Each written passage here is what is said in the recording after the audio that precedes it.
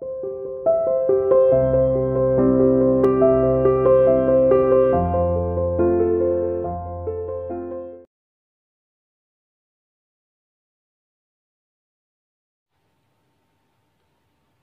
students,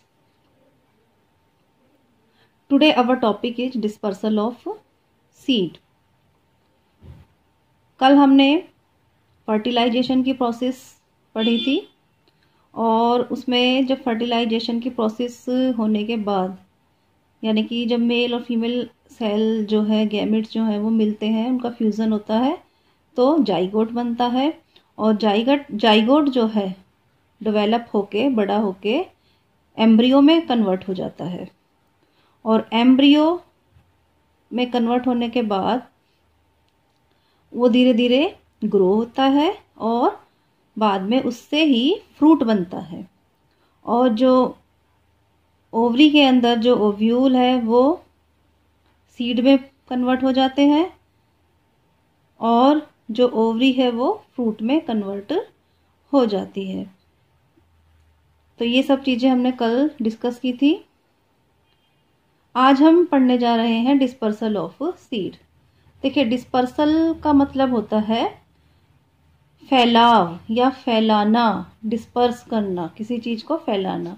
आप लोगों ने देखा होगा कि जब कोई फार्मर अपनी खेती जो है क्रॉप जो है वो बोते हैं तो सीड को वो डिस्पर्स करते हैं, बोते हैं, यानी कि वो फैलाते हैं सीड्स को उस सॉइल के अंदर। तो वो जो सीड को डालते हैं, सीडों को डालना दूर दूर, मतलब वो एक तरीके से वो उसको फैलाते हैं पूरे फील्ड के अंदर, तो वही प्रोसेस हमारा डिस्पर्सल कहलाता है। डिस्पर्सल बहुत ही ज़रूरी होता है प्लांट्स के लिए, क्योंकि इसके द्वारा ही नए प्लांट का निर्माण होता है, नए पौधे का निर्माण होता है। जब तक हम सीड्स नहीं बोएंगे तब तक नया पौधा नहीं बनेगा। तो इसीलिए सीड्स को डिस्पर्स किया जाता है, फैलाया जाता है।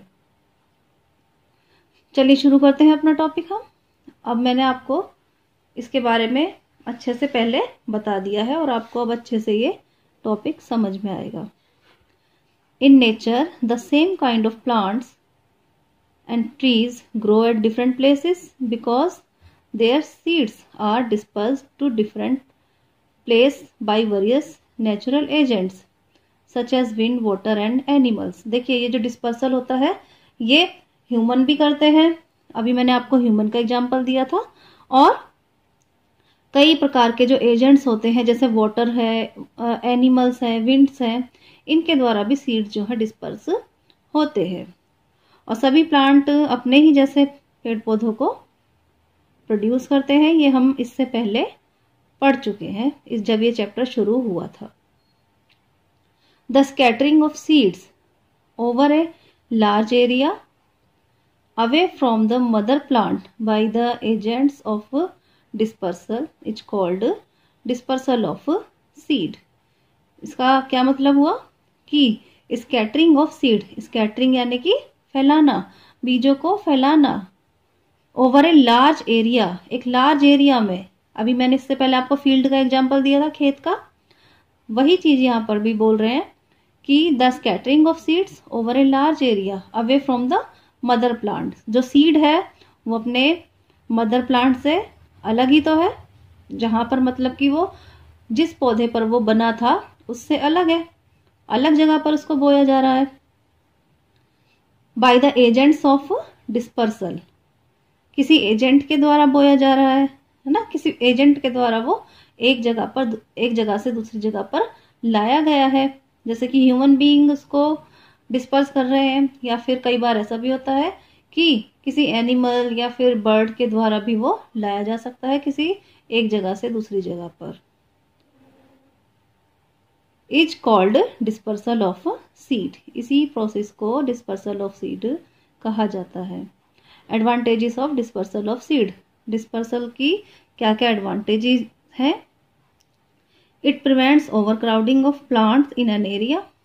इससे क्या होता है कि प्लांट्स की ओवरक्राउडिंग रुक जाती है, यानी कि एक ही जगह पर पौधे, बहुत सारे पौधों की संख्या नहीं होती, क्योंकि हम डिस्पर्स कर देंगे। अगर एक जगह से दूसरी जगह पर बो देंगे तो थोड़े थोड़े जो प्लांट हैं वो हर जगह पर रहेंगे, और अगर डिस्पर्स नहीं किया तो वहीं पर उनके सीड गिरते रहेंगे और उसी जगह पर जो है ओवरक्राउडिंग होती रहेगी। वहीं पर उसके जो बीज हैं वो गिरेंगे और वहीं पर नया पौधा बन जाएगा। Second is it prevents the completion of for water, mineral and sunlight among the same kind of plants. It prevents the competition for water, minerals and sunlight among the same kind of plants. देखिए, जब पौधा, एक ही पौधा, उसके seed वहीं पर गिरे और वहीं पर उग गए, डिस्पर्स नहीं हुए, तो क्या होगा?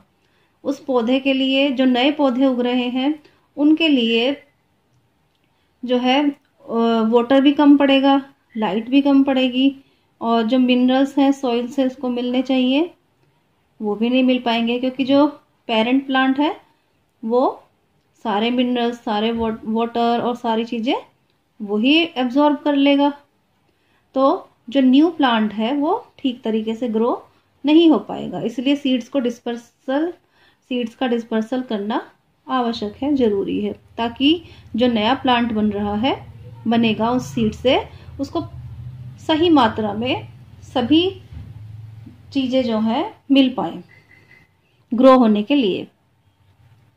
It helps the plants to grow at new places, और ये प्लांट्स को नए जगह पर ग्रो होने में भी सहायता करता है। नेक्स्ट देखिए, dispersal of seeds and fruits bye winds. Wind के द्वारा डिस्पर्सल होता है। किस प्रकार से होता है? Certain seeds have developed several adaptive features that help them to be dispersed by the wind.